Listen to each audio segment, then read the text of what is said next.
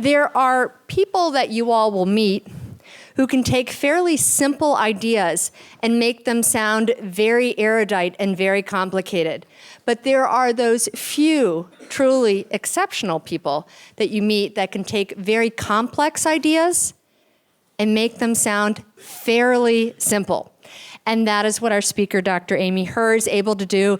In fact, in her own words, a few years ago when she was in front of the World Economic Forum, she called herself a bioengineer who's using science, technology, engineering, and math to make molecular measurements, understand those measurements, and use it to inform diagnostics.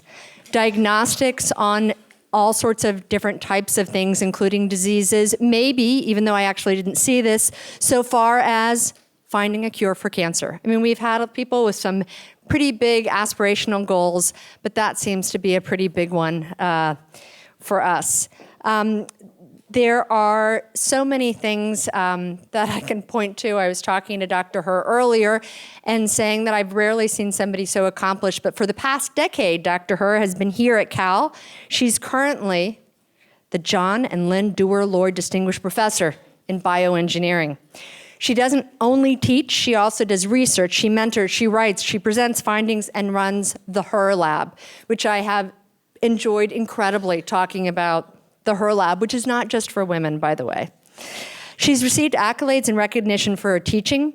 She's gotten the Junior Faculty Fellowship Award, Outstanding Instructor Award, DARPA Young Faculty Award.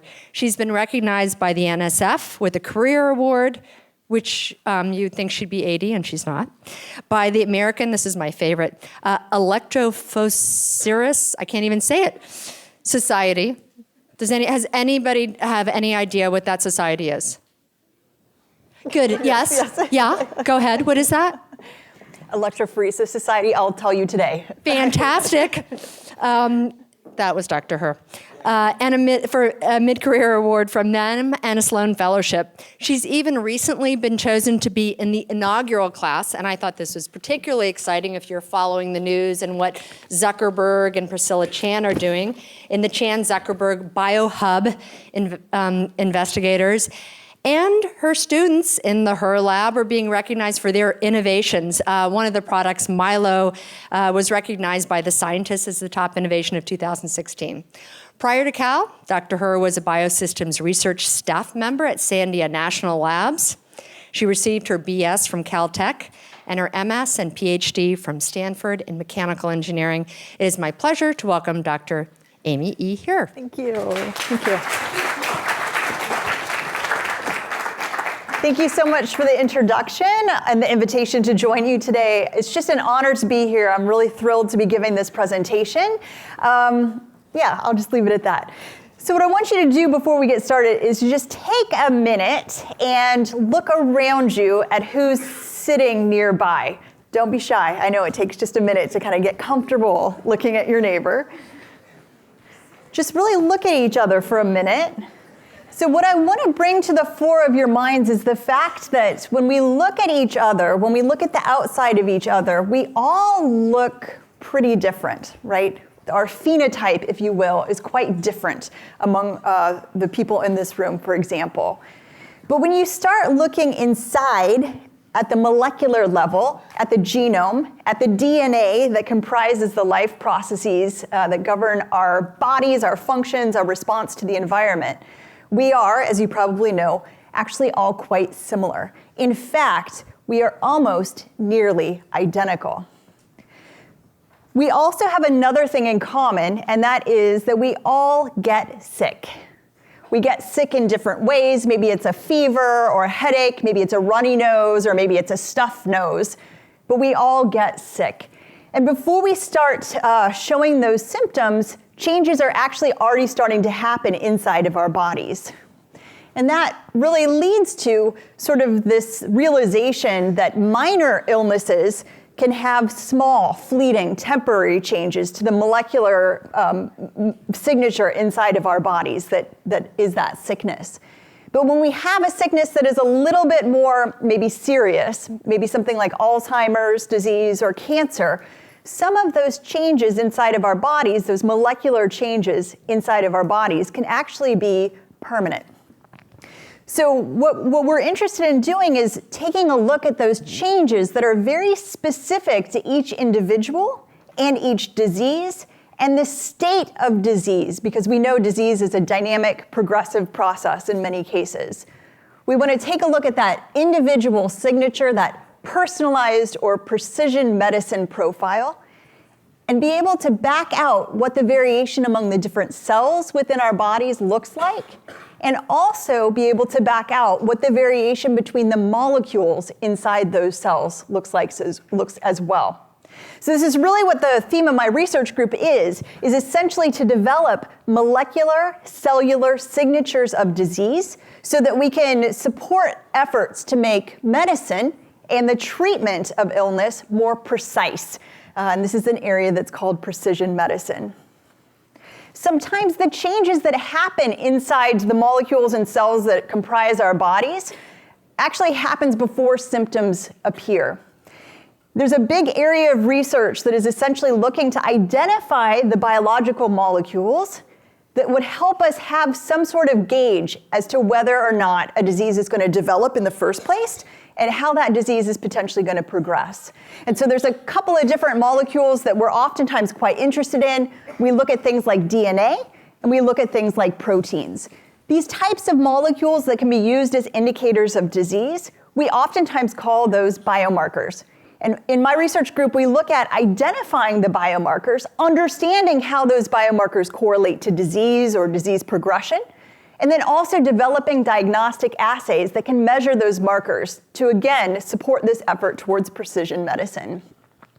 So we've certainly made some fantastic progress in looking at DNA modifications, DNA changes that lead to disease. And the Human Genome Project, which I'm assuming that most of you have heard of, has really set a solid foundation for our understanding of the role of DNA in disease. But DNA doesn't tell the whole story. Your genome doesn't tell the whole story in terms of disease. A lot of it is actually tied to these types of molecules, proteins. And it turns out that the story is not so simple when you want to look at proteins as diagnostic markers. So I'm going to use an analogy. And the analogy is essentially, probably you've heard of DNA talked about as the blueprint of life. So if we think of DNA as this architectural drawing, this blueprint of life, we can think of proteins as the molecular machines that build and repair and zip around the cities that are developed by that blueprint of life. And this is really where the challenge comes in. Proteins are not static. They're not like a blueprint if we think about sort of the extents of the behavior of these different biomolecules. They are indeed quite dynamic. And in fact, they're not just dynamic in terms of their expression levels, they're dynamic in terms of modifications, chemical modifications that happen to those proteins, interactions, and coming apart as well. So the forming and unbinding of complexes as well. And so from the perspective of developing a diagnostic, from the perspective of understanding a disease, from a perspective of making a measurement that's going to be precise to the individual, the disease, and the state of disease, this really presents sort of a double-edged sword. On the one hand, you have these dynamic molecules, these proteins. They really reflect disease processes and even response to therapy. So they can really tell you actually what's happening inside of your body as you either develop a disease or respond to therapy. That means that they hold a lot of information. The flip side of that double-edged sword, if you will, is the fact that there are so many of these different types of biological molecules that we call proteins. Even one protein can have upwards of 25,000 different modifications or more on that protein. So it really leaves someone like me, a bioengineer, with a conundrum. How do we, number one, understand which groups of these molecules are important, and how do we tie those molecules to a specific diagnostic question to try to answer a diagnostic question? So how do we really make proteins into very effective diagnostic biomarkers? And this is really what my group works on. If you think about it in the sense of bio and engineering, you think about how can we make measurements at the cellular and the molecular level to really inform medicine. So in some ways, we develop tools that are something like a molecular or cellular stethoscope to try to understand at that micro level what's happening within each individual and as a function of time with disease state. So this ends up being a pretty big challenge, or actually it's really kind of a tiny challenge if you think about it. I think this micrograph is just a beautiful example of the type of physics that we're up against when we're trying to make these precision measurements. So you're looking here at a false color micrograph. It's a head of a pin, and there's here a red blood cell, a mammalian cell that's sitting on top of that pin. So the question is, we want to be able to make measurements of the molecules inside of a cell of this size to understand precisely what's happening in that specific disease state for that specific individual. And we don't necessarily want to do this for one single cell. We want to do this for thousands of cells in many cases within each individual. So the question becomes, how can you measure and manipulate something as small as an individual cell for perhaps thousands of individual cells to understand what's happening with the biomarkers that you're interested in for the disease state that you're trying to diagnose or treat? And the way that we do this is we use a combination of different technologies drawn from chemistry and from engineering.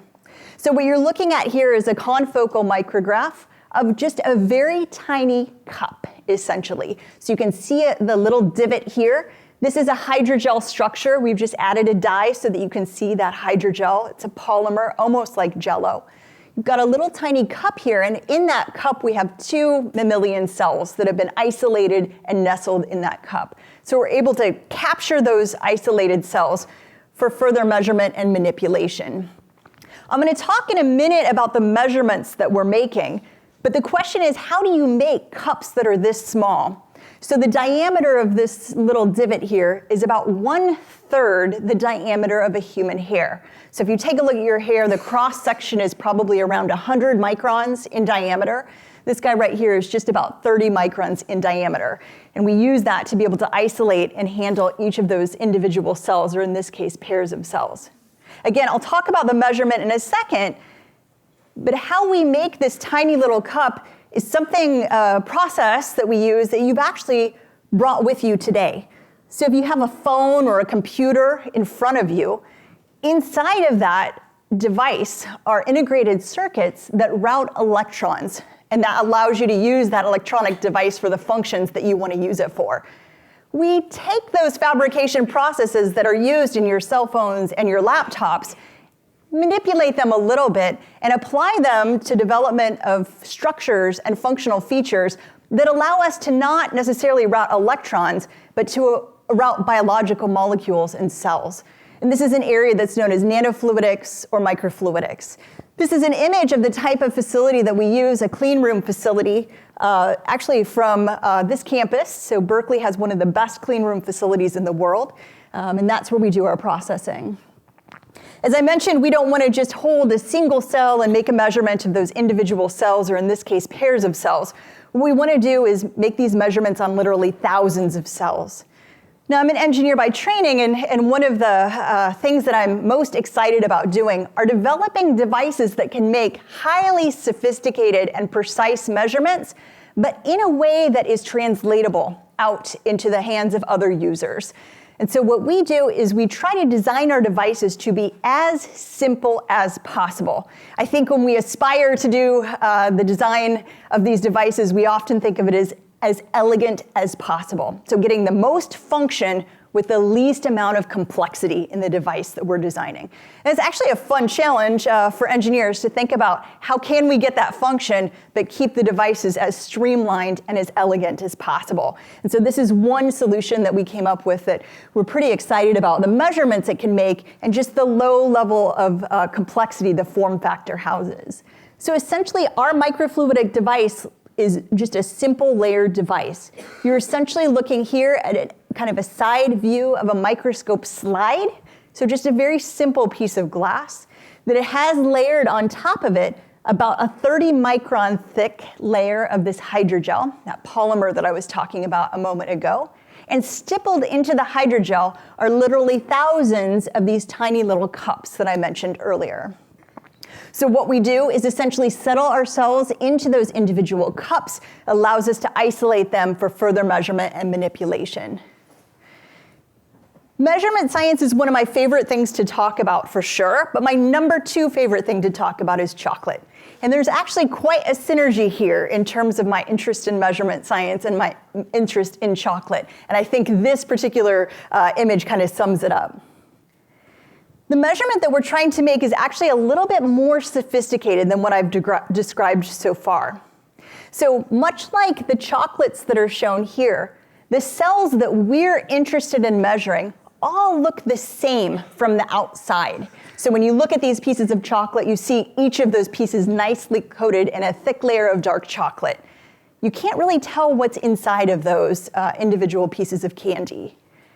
The types of signaling, the types of dysfunction that we're interested in situations like cancer really has something similar. The outsides of the cells that we're interested in measuring all look the same. And by that I mean the profile of the protein expression on the outside of the cells is very, very similar. You can't really tell that anything's going wrong on the inside of the cell. And so what do we have to do? Much like what we do with these chocolates is essentially cut them open to figure out which one has my favorite, the caramel filling in the center, and which one has the coconut that I really want to give to my friend because I don't care to have that today. So what we do is we need to be able to look inside of these individual cells to figure out what's going on in terms of the response of the cells to their environment. So we basically end up cutting them open to look inside. When we look inside, what are we looking at? Certainly not the caramel or coconut. We are looking at protein signaling cascades. So these biomolecules that I talked about earlier, the expression of proteins, modifications of proteins, and interactions of proteins are all going on inside the cells as a form of logic, cellular decision making. How does the cell decide to respond to its environment? Or how is the dysfunction manifesting in terms of the logic of the cell? That's indicated by what's happening with these protein signaling cascades inside the cell.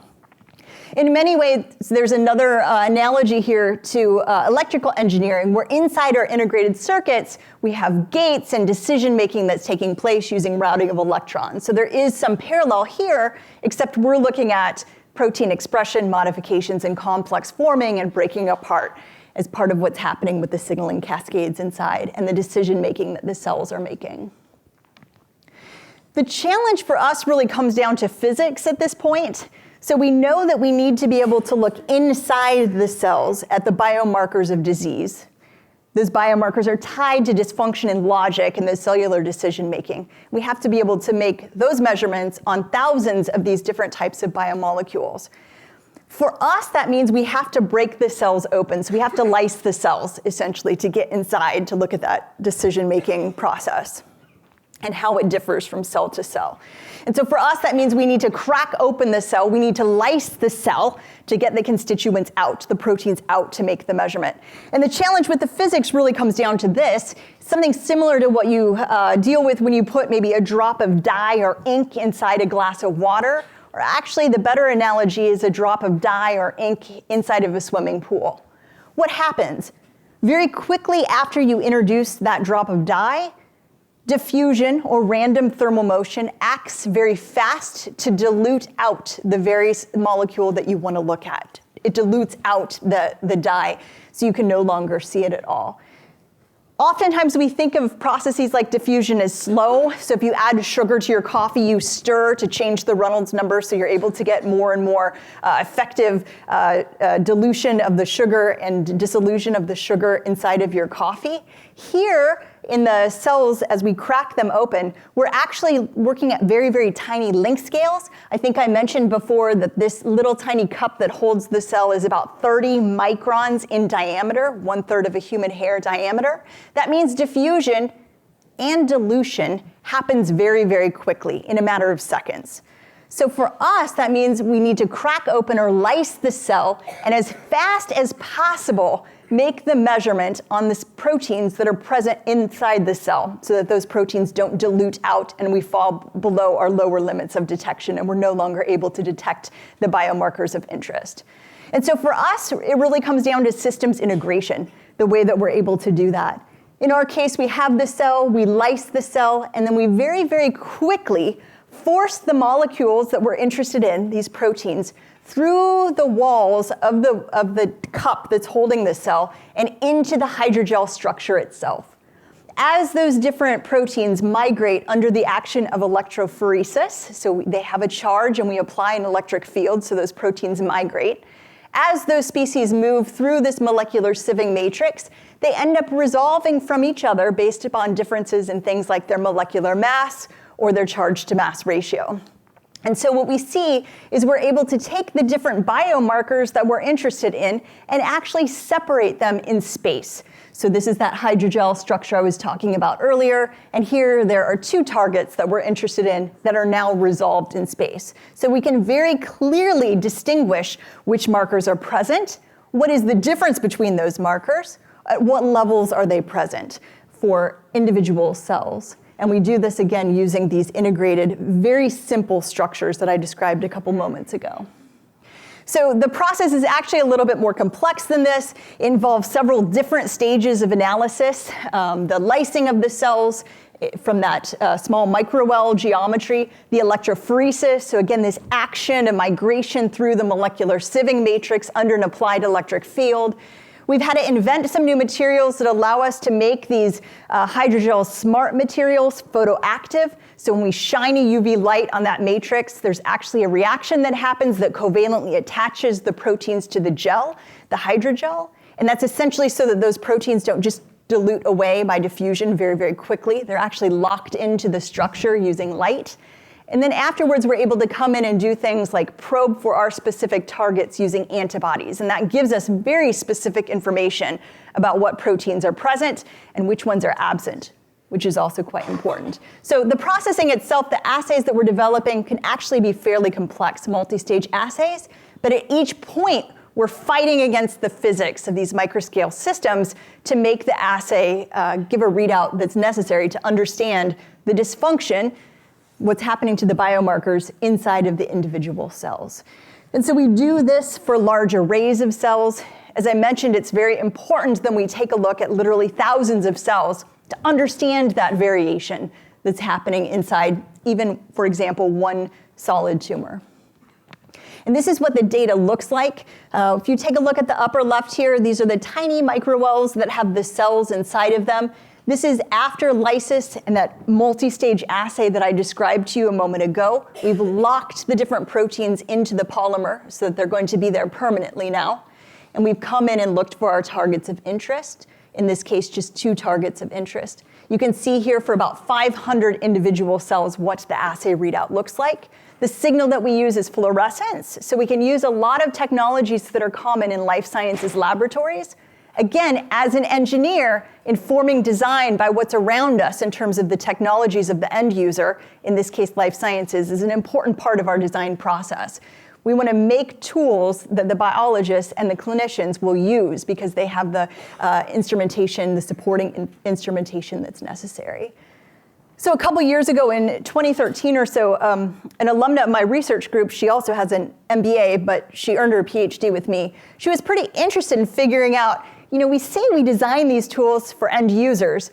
Are there end users that want to use this? Can we try to commercialize this technology? What will we find out? And will we be able to succeed, introduce new measurement capabilities, and really help people trying to understand things like cancer, understand those biomarkers in a way that's not possible without this measurement? And so working with a small team, we were able to productize the microfluidic device that I described to you a moment ago. Dr. Kelly Gardner was our CEO. She led the effort. It was a dramatic 3 years, but on a very, very lean $1.5 million seed round, she was able to build a company, build a product, and have that company acquired with the first products from that company on the shipping dock, ready to go out to customers exactly 3 years after incorporation. So in the life sciences tools area, 3 years is super, super fast. And $1.5 million is tiny in terms of what's typically needed for these types of tools. So she used maybe what you're familiar with as lean methods to be able to do that. For this, she was recognized by MIT Technology Review as a top 35 under 35. The tool itself, as was mentioned earlier, was named a top innovation of 2016. And this tool is in the hands of users all over the world right now, being used to understand dysfunction and biomarkers related to disease. I do want to point out that what was absolutely critical for us to be able to launch this company was not just the brilliant mind of our CEO, Kelly, but also the resources that are available to us at UC Berkeley and in the Bay Area more broadly. And this was something we were able to essentially figure out all of the resources that could help us and access all of those as well. So if you're thinking about starting a company, this is something I would highly encourage you to do. You may not know this, but Forbes rates UC Berkeley as the #3 most innovative campus, a startup university in the world, and there's a reason. There are so many resources here that are available to you, and probably many of those you're familiar with, but I'm listing just a couple here that we ended up using in this commercialization and launch. In my research group, we're also pretty interested in getting our tools out into the hands of end users, one, through products, so a spin-out was a perfect combination with the type of work that we do, but also just on the open knowledge base as well. And so we do a lot of things like write protocols that are very detailed that allow a user who may be in New York City or another part of the world to be able to create the devices that we make and also develop the assays that we make as well. So this protocol that we published last year is almost 30 pages long, and it has every single step you would need to proceed through to be able to replicate our work. So this sort of open sharing of detailed information in terms of how to make the device and make the assay is something that's very important to us on the engineering side. In addition to that, we teach a course every summer at Cold Spring Harbor Lab where we invite researchers from all over the world to work with us, and we work hand in hand with them at the bench. It's sort of like a pop-up research lab, if you will, to show them literally how to implement this protocol and how to make the devices right there and use the assays right there. So that's an important part of what we do too in terms of translation. So the overall goal, to come back to the fundamentals that really drive the engineering that we do, is to develop not really a blueprint of disease for each individual. It's really more of a real-time traffic map, if you will, of what's happening to these dynamic proteins that are inside of our bodies that really hold critical information regarding disease dysfunction and response to disease.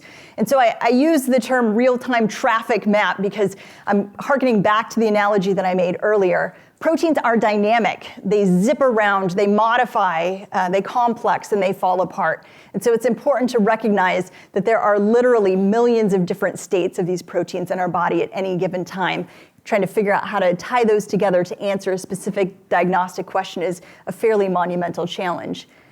And the goal is to be able to do that, again, at the cellular and molecular level to really kind of bring a new type of precision medicine forward, something that's not so guess and check in terms of how we deal with disease, even how we diagnose disease right now. So our hope is that 10 or 50, or maybe to use the timeline of the Chan Zuckerberg BioHub initiative, 100 years from now, we won't be doing guess and check medicine at all. We'll have a very strong theory and understanding of disease and how those diseases are different between individuals as a function of time. And so these precision measurements are a core part of that. And we really see the tools that we're developing, the most important aspect of them and the measurements and the knowledge that we're generating is to get that out into the world. So that's in developed countries as well as developing countries. It's for diseases like cancer that I've talked about today, as well as other diseases as well. And so that's one of the major motivations that we have in the work that we do. I wanted to mention, kind of stepping back from this one area of research that we're working in, two really big grand challenges that are driving this and other research that's taking place in my lab right over in Stanley Hall, across from the Hearst Memorial Mining Building. The first grand challenge that we're looking at is really a big gap. So I'm an engineering designer by training, and one of the things that we do with design methods, probably many of you use as well, is try to understand where there are unmet needs and how we can address those needs. And in the area of measurement science, a major unmet need can really be summarized by this plot that's behind me right here. And that is essentially, when we look at the peer-reviewed literature, we see literally hundreds of thousands of academic papers that talk about promising biomarkers of disease, so these molecules that are essentially integrated into diagnostic assays to answer specific questions. However, when you take a look at the clinical setting, there is just a tiny, tiny, tiny fraction of those molecules that are actually used in clinical practice to answer diagnostic questions today. So there is a very big gap between discovery, which apparently we are quite good at, and this validation and verification and translation to the lab. And so a lot of our work is driven by this area of how can we make a larger number of these promising biomarkers of disease into utilized clinical diagnostic assays. And if we were able to have better diagnostic assays, more specific diagnostic assays, certainly that would help us to understand and treat disease with more precision. So this is the area that I've been talking about today. A second area is a pretty big grand challenge in biomedical research, and this is really the understanding that there are issues with the ways that we're able to define and control reproducibility in biomedical research. And it turns out that one of the major issues with biomedical research are the use of these biological probes. There's so much variation and very, very difficult to control the quality of probes that we use for specific markers of interest. So this is another area that we're working on to try to figure out how can we make these biological measurements less dependent on probes and indicators that have variation in them themselves and just look at the variation in the biology. So this question of technical versus biological variation is a very big question in biomedical research right now. So big, in fact, that it's been estimated that a large fraction of the NIH budget has actually been used with reagents that maybe have too much variability at this point. So there's a very big effort to develop higher quality reagents and also to understand the cell lines that we're using as well. It turns out in biological research, we're actually quite friendly and we share cells with each other, these model cell lines. And oftentimes, we don't actually know what the cell is when we think we have confidence in it. But being able to do tighter validation of our cell lines to authenticate them is something that researchers are starting to do a lot more of because we now understand that contamination can be a big issue. So moving away a little bit from the research that we're doing and why that research is important, I wanted to give a couple of comments. I was asked to give a couple of comments on other things that I think are important as well. And so those of you who are in the room who maybe aren't doing biomedical research or maybe aren't interested in this sort of tough tech area that requires this confluence of biology and engineering might be interested in some of the comments that I have here. These are much more general. So the first comment that I wanted to make is, in my experience, I have found that grit outperforms brilliance any day. So if you think being smart is enough, if you think being brilliant or a genius is enough, you're absolutely in error, I would say. There are very few challenges that can be solved with brilliance alone if you don't have grit and perseverance. And so that's something I wanted to emphasize because I think sometimes we undervalue the ability to jump back up when you've been knocked down. I can say that both as a faculty member, a former student, and also as an entrepreneur as well. If you have grit, you can go very, very far and make a big difference and an impact. I would also urge you to distinguish yourself in the work that you do. I think this is something I've seen over the past couple of decades. Sometimes when there's a hot topic, you might be interested and be drawn to it because it seems like an interesting problem. Probably by the time you're realizing that this is a hot topic, it means there's also a lot of other people who are already working on that problem. I would urge you to maybe think a little different, maybe be a little rogue or maverick, and start looking at problems that other people aren't looking at. It takes guts, certainly, but it can really pay off if you're able to understand areas that need attention that aren't getting it, and maybe also understand why people aren't looking at those areas. Sometimes that can be very informative as well. I would say another thing I would urge you to start practicing today, if you haven't been already, is being inquisitive. Be curious. Ask questions and try to really understand what the answers are. I oftentimes find that students are very timid in terms of asking questions in the classroom setting or even office hours. I would encourage you to just practice, practice, practice. Force yourself to ask questions and to try to really dig into a topic. It's going to serve you well, not just as a student, but also later in life as well. So, as with almost everything, being inquisitive and practicing being inquisitive will also pay off. I would say something that maybe is very important right now as well, and probably a lot of you have already, is to be skeptical. Question everything. Try to understand why a particular problem is defined as it is, why people are working on that particular problem, why you are or aren't thinking about it, and the approaches that are being used. I think it's just absolutely essential to be skeptical about almost all information and ideas that come across your way. And that includes being skeptical about yourself as well, why you're thinking a certain way or approaching a certain problem as well. I'm also going to say something here that details do matter. And I'm going to give you some very specific advice that I hope is useful to you. It's certainly something that I've seen over the past decade or so here in terms of what I wish I could tell every freshman coming in, but don't always have the opportunity to, so hopefully it's not too late for you either. Details matter, and that means a couple of things specifically for this audience. So the first is Berkeley is a top global university. I already mentioned the startup university kind of ethos that we have, but we're also a top global university. That means there are a lot of resources for students on this campus to use. And I can't tell you how many times I come across a junior, rising senior, who says that they've not done research at all. They've maybe not even participated in some sort of large-scale student activity, like the human-powered vehicle, for example, in mechanical engineering, or another very large project. These types of things are experiences that are really a jewel of a campus like this. I would urge you to take advantage of the environment and participate in some of those activities. Certainly research or these large-scale projects, or also student organizations are great ways. You're going to hone skills that you're not going to be able to develop in a classroom setting, and you're also going to make lifelong friendships, as well as develop relationships with colleagues. Colleagues that potentially you could be looking at to hire in a company that you start, or that you might talk to about what they're doing and getting technical information from them.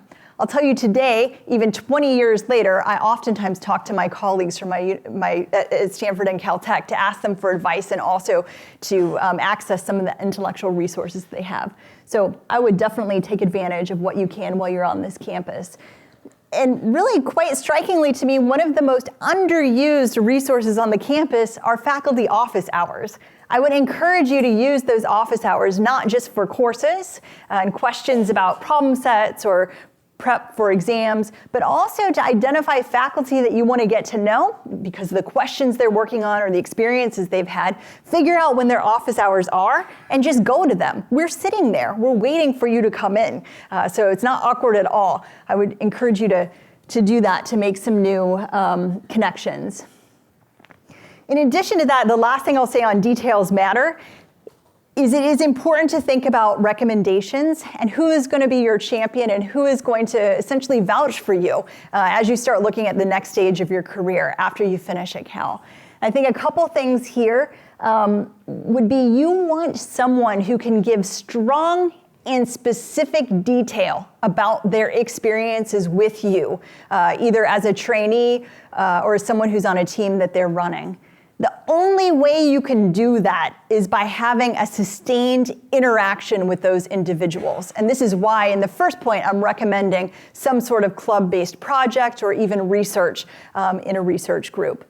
You need those letters and those recommendations to be strong and specific.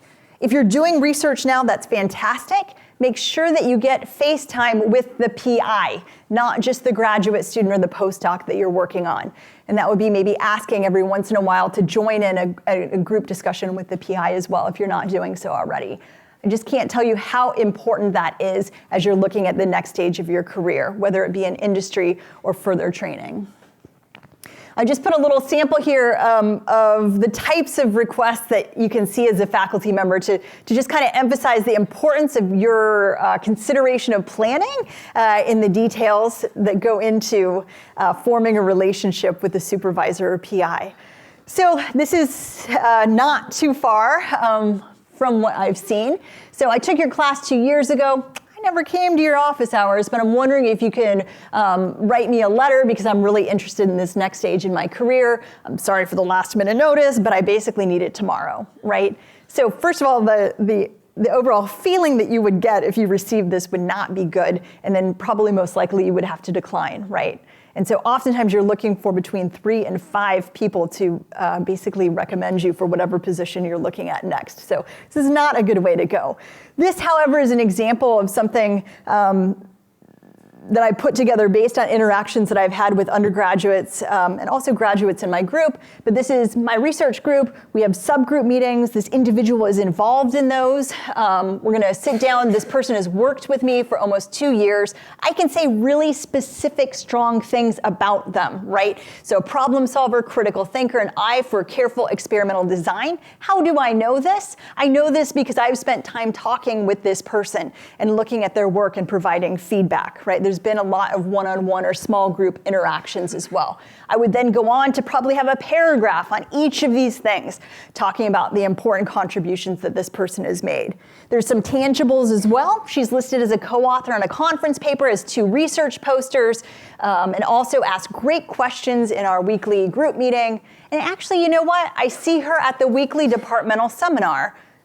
And there's not so many undergrads that go to that weekly departmental seminar, so she really stands out in terms of her interest in the field. So these things are not hard to do, but they require attention to detail and some planning, and also engagement with some of the resources that you have right here at your fingertips on campus. And of course, this person is asked quite early whether or not I can write a specific and strong letter of recommendation for them. So that's just an example of how you can make your life a lot easier and also pursuing the next stage of your career or training more effective as well. Just a couple more comments. These are maybe moving a little bit from why I think our research is important and why I've chosen to focus on that area to some specific feedback for you, kind of zooming out a little bit more now in terms of just some observations that I've made. This is a photo from my hometown. I grew up on Florida's Space Coast, and that's my favorite beach right there. Quite honestly, I think fun and passion are overrated. So I oftentimes hear students encouraged to just have fun, find your passion, and that will kind of help you decide what you want to do in the long run. I have to say that's one way of looking at it. I would definitely modulate that advice and say, impact and fulfillment are probably in the long run going to be better things for you to follow than fun and passion. Fun can be fleeting, and passion can also change very quickly. Impact and fulfillment are longer-term characteristics. Impact, I think, comes from making real contributions. So thinking about the importance of the moments that you spend and the work that you choose to do. And fulfillment comes from real work, which oftentimes means failure and relying on that grit and perseverance to get right back up and get back in there again.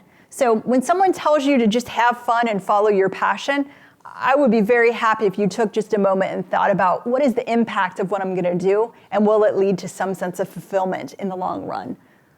I think also it's really important to make yourself uncomfortable, to put yourself in situations where your approach or your thoughts are challenged and maybe you feel a little bit weird. There's something not quite right about my understanding of this problem or the world, and it really forces you to apply your skepticism and apply your critical thinking to understand why does it not feel quite right. And that really helps you to hone a better understanding of the approaches that you're using and also your understanding of the world around us. It may even make you change your mind, which for me is probably one of the most exciting feelings that I have when I decide that I've changed my perspective on something. I would say learn also how to seek mentorship, being able to, again, engage those resources that are around you. I think I've given you some specific examples of how you might do that at Cal. Take considered risks and learn to be okay with disappointment. And again, this goes back to having that grit and perseverance and actually feeling energized in some cases when you get knocked down, right? When someone tells me no, I definitely feel much stronger about making that a yes and succeeding in that. Or learning how to be flexible and decide to shoot for a different target or goal. But take considered risks and learn to be okay with disappointment. If it always works out, it's not a risk that you're taking. And then lastly, I would say something that I think can be a real mark of maturity and someone who's very much looking to make impact in the world. And that is something I see quite often with Cal students, is thinking about others, thinking about people besides yourself. And that's one of the big things that I love about being on this campus, is that so much of our community is thinking about other people and how to make the world better for them. One thing that you can do right now is work to actively connect others with either resources or people that you come into contact with. It's oftentimes when I think about the people who are most impactful in the communities that I work in, it's those people who are always ready with a suggestion for someone I should meet or some resource that's going to be helpful for someone else. And just watching them work, they form really the connective tissue of our communities, technical communities as well as social communities. And there are people that I very much respect and value. So that also takes practice, but it is something I would encourage you to do if you're not already doing it as well. And then lastly, of course, stand up for what you think is right, not just with your words, but also with what you do and the type of work that you choose to work on. Quite honestly, we, to our knowledge, only really have one life, so you want to be working on something that you think is along the lines of the world that you want to create. So I'll just make a quick announcement here about something that we're developing, sort of a pilot experiment in terms of this last point that I was mentioning a moment ago. We're taking these lean methods that were developed for software and entrepreneurship, I mentioned a couple of those a minute ago, and applying them to problems with social impact. And so there's some great courses on campus that are doing that. In this case, this is called Hacking for Impact. It uses methods that Steve Blank and his team have developed, and we're working with his team to develop this course. It essentially allows us to look with lean methods at problems that are affecting domestically situations around the country. So this is a really exciting new type of development work that we're looking to do. We'd love for some of you to be part of it. It's an experimental course. It will be offered in fall. If you're interested in more information, on Tuesday, we're going to have an information session at Jacobs Hall. It's from 6 to 7. And you can find all of this information at hackingforimpact.berkeley.edu with the 4 as the number 4 instead of FOR. I guess maybe the last thing I'll do is, in terms of finding your voice, get engaged if you can to make this world the place that you want it to be. As a faculty member, I have to remind you, if you are able to vote, if you are able to register to vote, do so and use that power of the pen to vote. On the 22nd Cal Day, if you're interested in the March for Science, as well as in Berkeley, there's a March for Science as well. If you don't like how things are going in the world around you, again, let your voice be heard. Think about writing an op-ed or a letter to the editor. I had one published in March in my own hometown newspaper, the Florida Today. It's a really exciting process to get your voice out there and maybe heard by a community that maybe doesn't necessarily hear your voice. And think about spending time in DC or Sacramento as well, advocating for things that you believe in. Maybe that includes STEM, or maybe it includes research funding, or maybe it includes support for higher education as well. And there are great resources on this campus to help you communicate with the political leaders that work for us if you're interested in doing so. So very, very lastly, I have to thank my research group for all that they do, and also thank you so much for your attention and your time today. I appreciate it.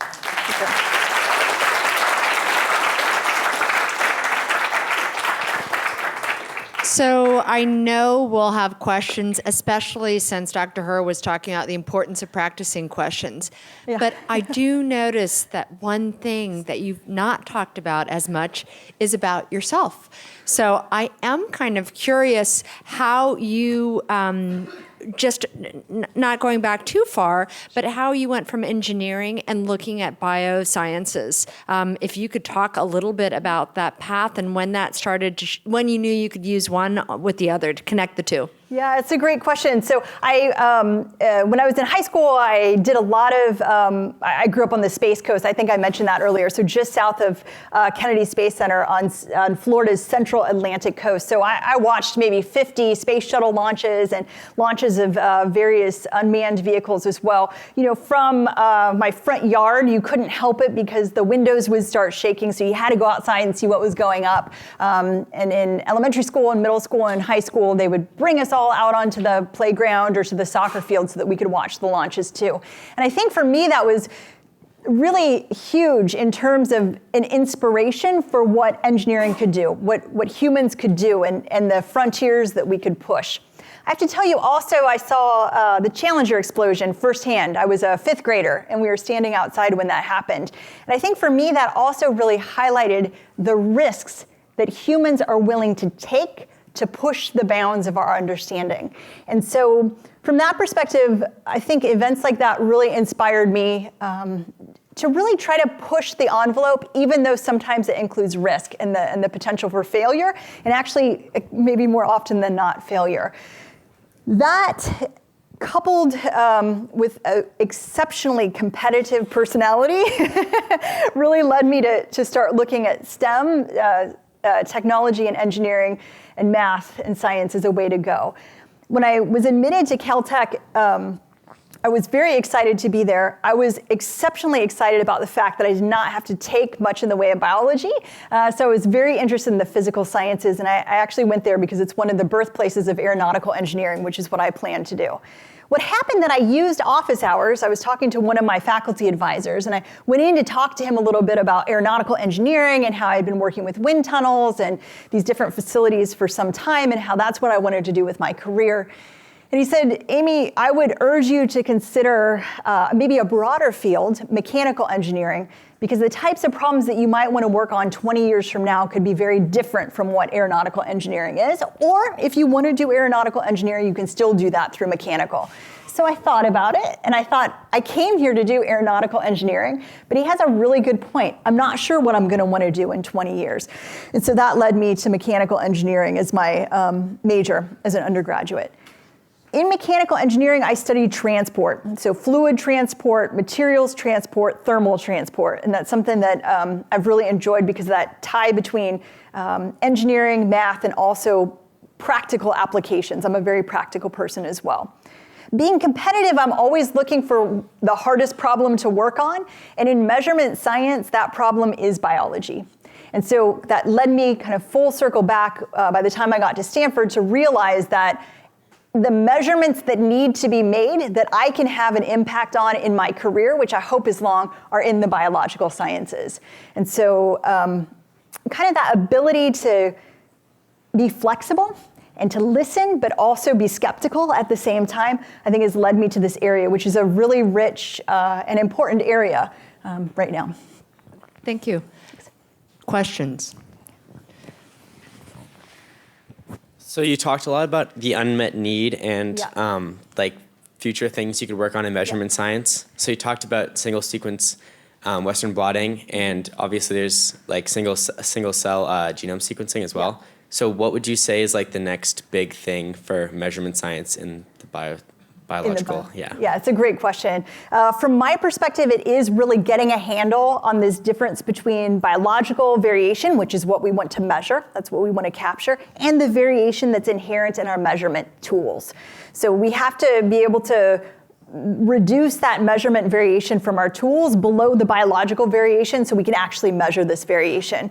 The next step after that is sort of what we call a multi-omics approach, being able to tie in things like the genome, the transcriptome, the proteome, the metabolome, the lipidome, like all of these different aspects to understand the identity of a cell, the state of a cell. What is it and how is it responding? That coupled with the context that the cells are in, I think is absolutely critical to understanding these integrated biological systems, this kind of systems biology approach. I think that's going to keep us busy for at least a couple decades because it's a fairly complex, multidimensional problem. Okay. Thank you, Dr. He. So I feel like you touched upon about distinguishing yourself by going to areas that are neglected. Can you just give an example of why certain areas are going to be neglected and why do people not look into areas like that? Yeah, it's a great question. So you want to look for areas that are not oversaturated with people working on them, but at the same time, you don't want to work on an area that's no one's working on because no one cares, right? And so that kind of goes back to this needs finding, trying to really understand. I mean, there is kind of a herd mentality in terms of people working on something and drawing other people in because they can evangelize about it and tell what we're learning, and there's a draw there. I think when you're able to identify that draw, it helps you to kind of not be blinded by it, right? So understanding that there are these cycles of interest in science and engineering and also in commercialization as well, right? We see it, like AI, for example, right now is really big. Well, there's a reason it's big, right? Because it's going to have, and it is having a huge impact, but there's other areas that need attention as well. One way to do that is to, first of all, not be blinded by the draw, to recognize it and just say, I may work in this area. That's absolutely fine. But for now, I'm just going to blot it out and try to see what else is happening. That can help tremendously. I think talking to people as well, especially maybe people who've been in the field for decades, to kind of understand when they look back what they see as areas are missing. I've oftentimes found myself at a conference or in some type of symposium, sometimes I look literally for who I think looks like they might be the oldest person in the room to go talk to and to figure out what have they seen, what have they experienced. It's quite likely that they've seen these cycles come and go and they can give some insight in your specific domain. Also talk to people who've been a part of endeavors that have failed, right? So maybe it's a startup. Why did that fail? Oftentimes they have just amazing insight from these postmortems in terms of what didn't work. Oftentimes much better than when things did work and it seems like it was just going great the whole time. So those are some strategies that I would use to try to identify these neglected areas and to understand why they're neglected. Because you don't want to work on something that's neglected if no one cares about it, right, in the end. Thank you. Thank you. Right here. Yes. I just want to say thank you for your presentations. Sure. Very engaging, especially as most faculty presentations aren't quite on that level. But yeah, so for your Milo project within your research group, it kind of seemed like you just happened to get lucky that there was an MBA student in your research team. MDA and PhD. Yeah. So, but that person had that kind of vision of like, let's commercialize this. How are you creating relationships within your research team to people outside so that more opportunities like that can happen? Yes, that is a great question. And I definitely don't want to give the impression that it was this one singular individual who said, we've got to commercialize this. I simplified the story a little bit there. So I very, very much appreciate your question. I think one of the biggest things we do is we share our work. So I definitely spend a lot of time on stages like this talking about our work in more technical detail than I provided today, obviously, but giving kind of a description of how we do what we do and why we do it, and then what the measurements are.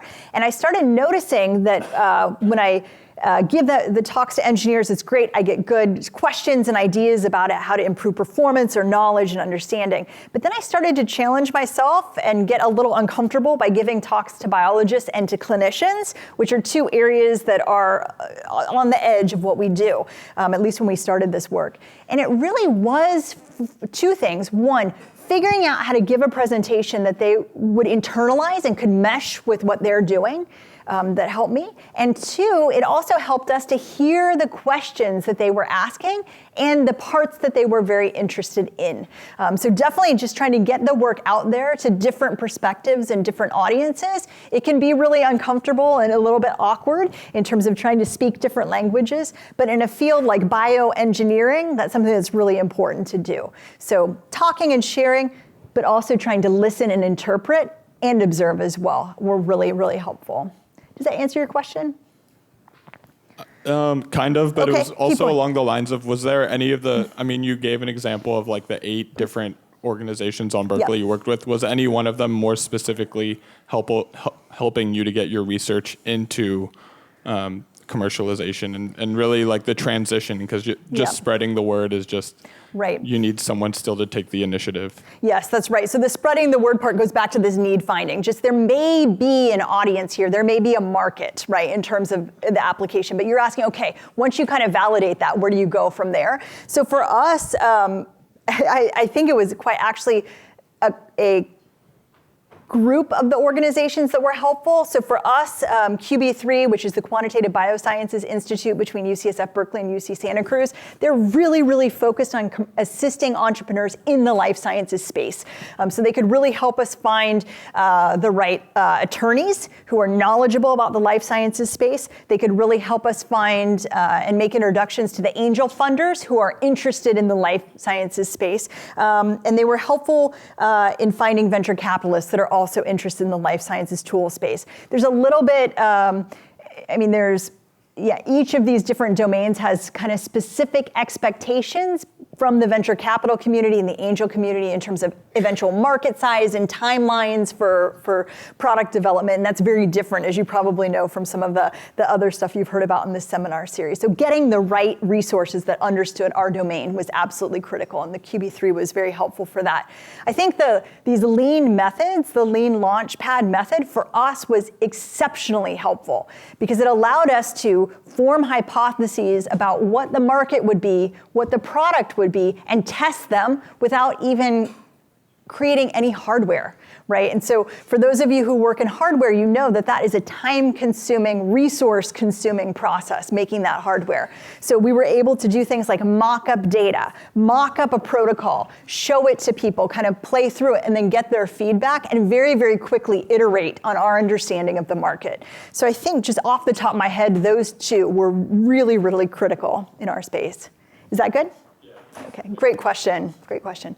I have a question here. Outside of doing more calculations more rapidly, where do you see AI impacting your specific field over the next 2 years the greatest? Yes. Where are you at? Could you wave your hand a little bit? Oh, yes. Okay. Thank you. Thank you. Fantastic question. And I would say not even the next 2 years. So we're right now collaborating with some researchers at Purdue and Carnegie Mellon who are experts in AI, because one of the major aspects of our work is, I talked about this variation, these differences between the cells. We have to be able to train and make sense of that variation through something that we call classifiers. So we have to be able to identify particular types of response as a type of response. And we've tried to do that, some using the human intelligence, so the non-artificial intelligence, and we can go so far, but at some point the scale and the subtleties that need to come out in terms of classifying different biomarkers in different cells is just beyond what's possible for us as humans to do. And so right now we're using machine learning approaches to really start understanding what these different classifications of cells and responses and dysfunction of the biomarkers are. And it's really leading us to new classifications that we didn't even know existed using the protocols that we were developing ourselves. Thank you. Thank you very much. Thank you. Great question. I think we'll have one more question, maybe two. While I'm getting up here, going really slow, I'm just curious, how many people are studying sciences in the class? Oh, good. All right. Great. Hi, thanks for coming today. Sure. So I had a question, I guess I'm hesitant to generalize, but for a lot of academics, research and teaching can be kind of disjoint. So I'm curious for you, how do you see your roles as a researcher and then as a mentor and as a professor and teacher? How do those fit together? Because I think that's something that's maybe missing for a lot of professors, and that's something that's super valuable. Sure, that is a really big question that you're asking. I appreciate it very much. I'm gonna maybe give you a succinct answer and see if it's satisfactory for today. I'm happy to talk to you about it afterwards as well. I think, when I think about the output from an academic environment, certainly when we talk about, for example, startups and spin-outs, right? We think about the product, the knowledge that's kind of spun out of the university. So the product, if you will, that can go out into the world and have an impact. But I would argue from the perspective that I have as someone whose goal is to stay at this university for generations of students and learn and teach everything that I'm learning over time, for me, the single biggest output is the people.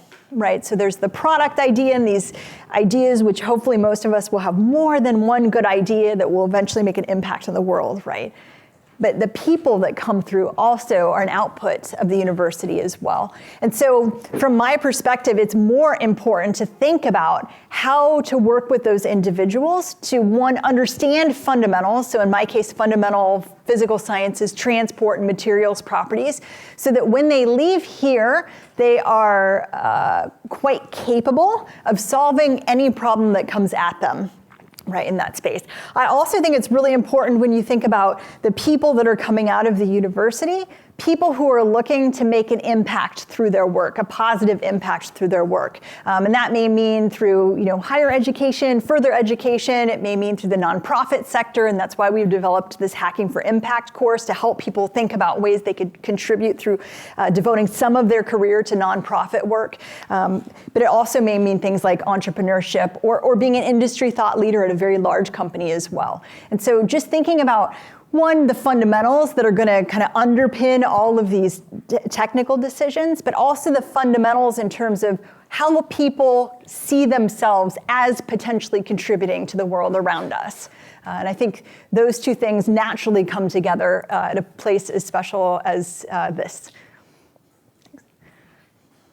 Thanks for a very special evening for Great. all of us. I'm Thank hoping you. you'll stay for a few minutes Sure. because I know students will have questions for your 10 minutes of office hours. Sounds good. Thank you for your great questions. Thank you. Thank you.